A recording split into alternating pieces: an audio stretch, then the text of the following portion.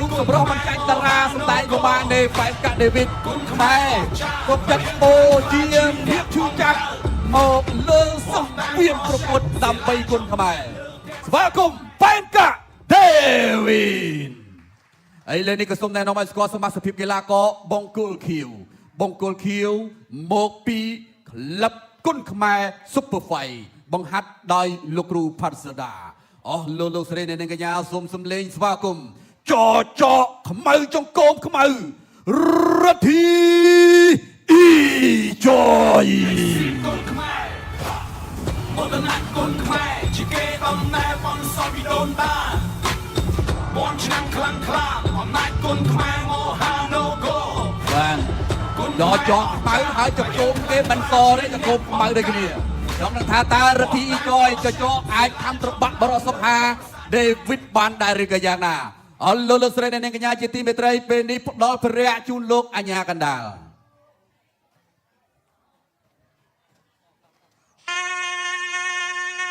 បាទគណៈសម្ដីលោកស្រីអ្នកនាងកញ្ញាជាទីមេត្រីបាទ Extreme ខមរគុណខ្មែរសង្វៀនលំដាប់ពិភពលោកបានឈានមកដល់សប្តាហ៍ទី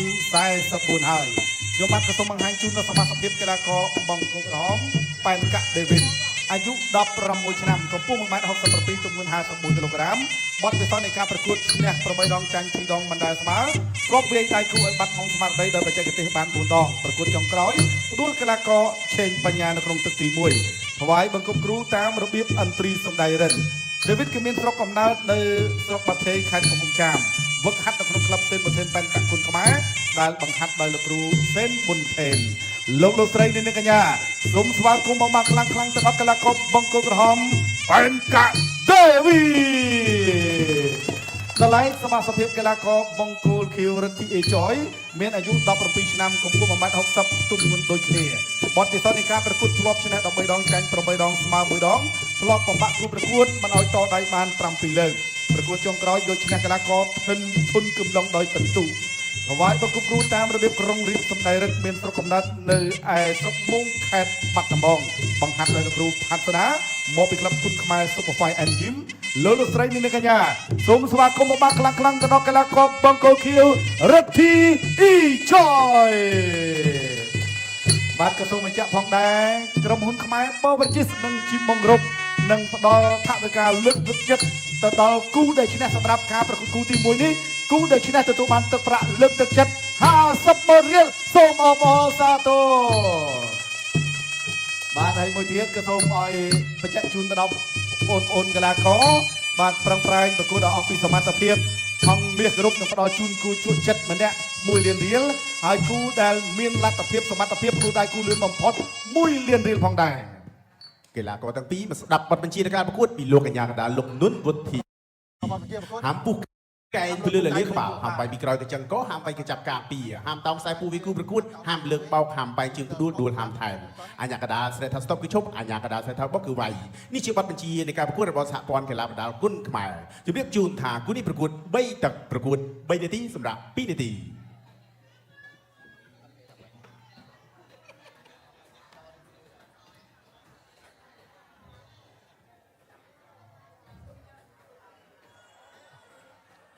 ចៅក្រមត្រៀមព្រមព្រៀបប្រកួត Extreme Cambodia គុណខ្មែរគូពិសេសទី1ទឹកទី1គូពិសេសទី1ទឹកទី1ថ្ងៃនេះអ្នកបាត់ដំបងខ្វះជាមួយនឹងអ្នកកំពង់ចាមហើយបាទដេវីតនេះគេថាអ្នកកំពង់ចាមរីឯអ៊ីចយនេះគឺអ្នកបាត់ដំបងបាទអាយអូយចូលមកដៃខាងឆ្វេងណែអ៊ីចយចូលក្រាបដៃគ្នាទៅវិញទៅមកកូនសិស្សរបស់លោកគ្រូផាត់សាដាបាទកូនសិស្សរបស់លោកគ្រូសេនពុនថេនអាយ៉ាជើងលោកក្តាប់ដៃអ៊ីចយទាត់អាយ៉ាលោកក្តាប់ដៃសងមកវិញបុកមកជង្គង់ទាត់មកជើងរបស់អ៊ីចយអ៊ីចយអ្នក13ដងបាទហើយសម្រាប់ដេវីតវិញគាត់ឈ្នះ8ដងចាញ់តែ2ដងទេមកដៃខាងឆ្វេងរបស់ដេវីតហើយក៏ខោកងវិញកន្លែងនេះទាត់មកជើងចាប់ជើងជាប់រត់ពីអ៊ីចយលោកគ្រូអញ្ញាកណ្ដាលជាការប្រកួតគឺលោកគ្រូពុទ្ធធីបាទមកជើងតមកជើងមកអាយអូយចាប់ជើងជាប់កន្លែងនេះរៀបគ្នាទៅវិញទៅមកចាប់កាច់បំបាក់គ្នាជង្គង់ទៅជង្គង់មកឆ្ងាញ់មែនតើកណ្ដាលគូនេះចូលមកកណ្ដាលទឹកទី1នេះគឺស្វិតស្វាញមែនតើបើមិនមកវាយ3ឲ្យតែវាយ3ទឹកប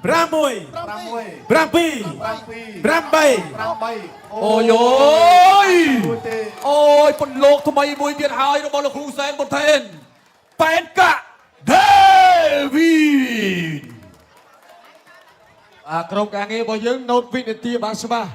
នៅក្នុងទឹកទី2នេះបាទសម្រាប់កីឡាករបង្គោលក្រហមរបស់យើងអាចផ្ដួលហើយកីឡាករបង្គោលខៀវ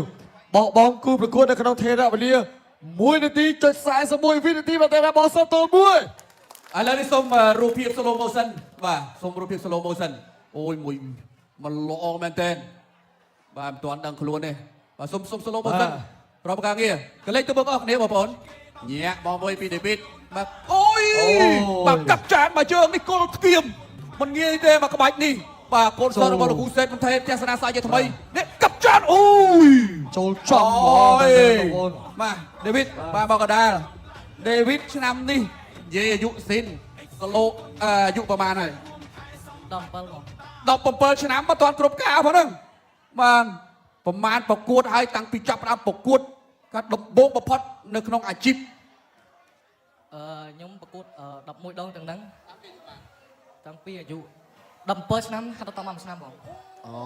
មានន័យថាទឹមតែប្រឡូកនៅក្នុងឆ្នាំនេះទេមិនធម្មតាទេ